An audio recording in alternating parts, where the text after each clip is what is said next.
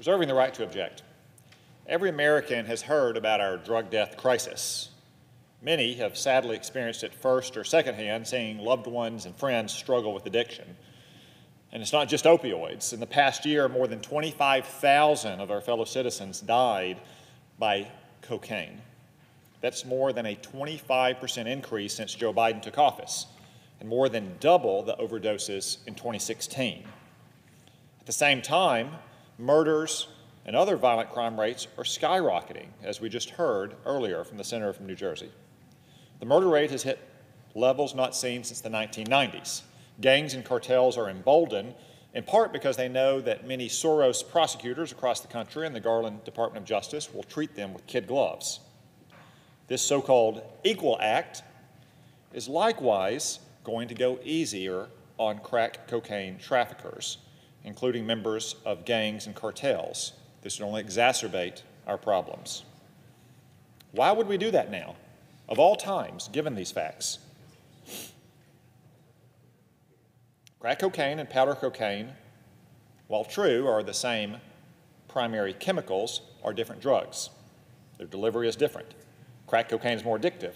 Typical methods of trafficking and sale are more dangerous. According to the U.S. Sentencing Commission, crack cocaine traffickers are more than twice as likely as powder cocaine traffickers to involve weapons in their crimes. And crack cocaine traffickers are the most likely of any type of drug trafficker to be rearrested. Nearly 60% of crack cocaine traffickers are rearrested, many for violent offenses within just a few years of release. Disproportionately, minorities and individuals in low-income areas bear the brunt of the violence of this trafficking. That's why I have to remind everyone Congress passed laws with enhanced penalties for crack cocaine trafficking in the first place. And I have to remind everyone that those laws passed almost unanimously decades ago when the senator from New Jersey and I were just kids, and they were supported by, among other people, the Congressional Black Caucus, Senator Durbin, Senator Leahy, Senator Schumer, and then Senator, now President, Joe Biden. This is not an accident. This was a deliberate policy choice for the reasons I have stated.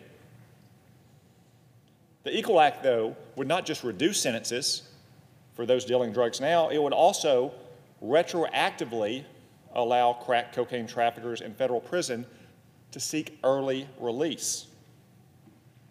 Nevertheless, I've heard, as we heard today, for years about this so-called disparity, as if it were an accident, as if it were unintentional, a loophole in the law, rather than people like Senator Schumer and Senator Leahy and then Senator Biden and the Congressional Black Caucus seeking it as a deliberate policy choice.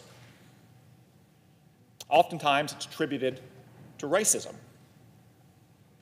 Again, the disparity is in the law because of the facts I've cited.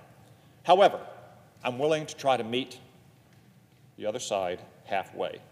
I have a different plan to eliminate the disparity. Rather than reducing sentences for crack cocaine traffickers, I propose that we increase sentences for powder cocaine trafficking to eliminate this disparity. Especially with cocaine overdoses on the rise now, we should start enforcing the law even more rigorously so innocent Americans don't die.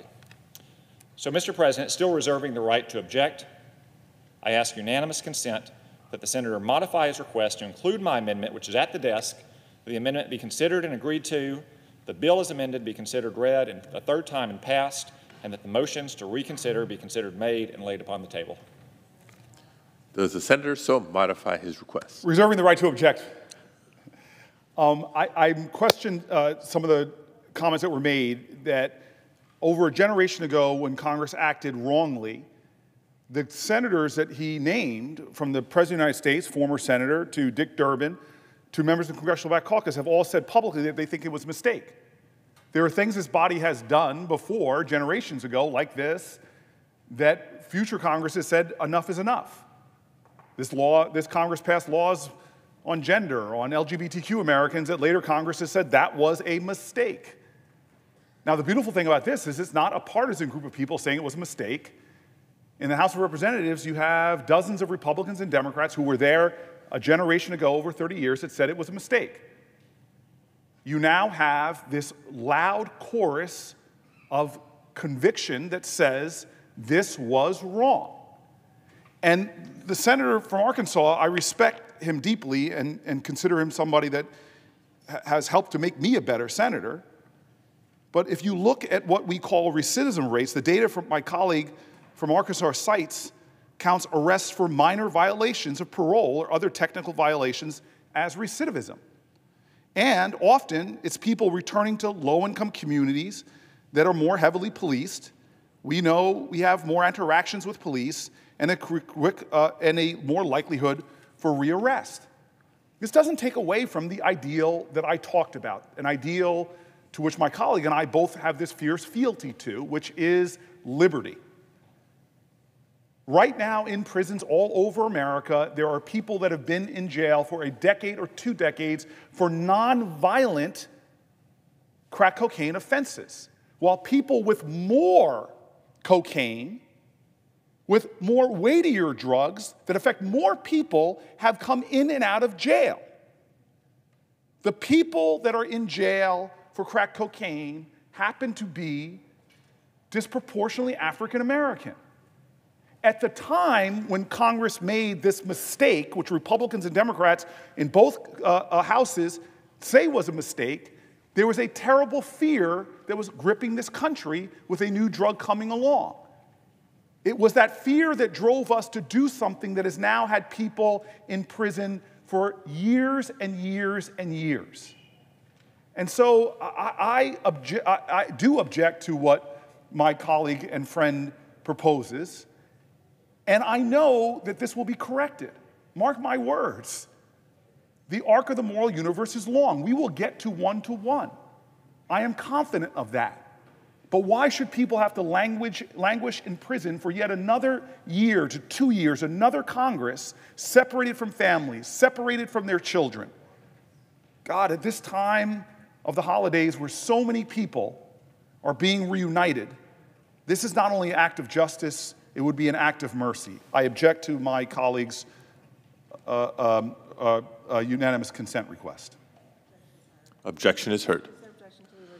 Is there an objection to the original request? Mr. President, reserving the right to object. Just to be clear, cocaine or powder cocaine sentences are here, crack cocaine sentences are here.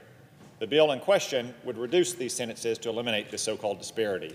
My amendment would simply raise sentences for powder cocaine dealing. So I would suggest the issue here is not so much the disparity, but tough sentences for crimes whatsoever. So I object.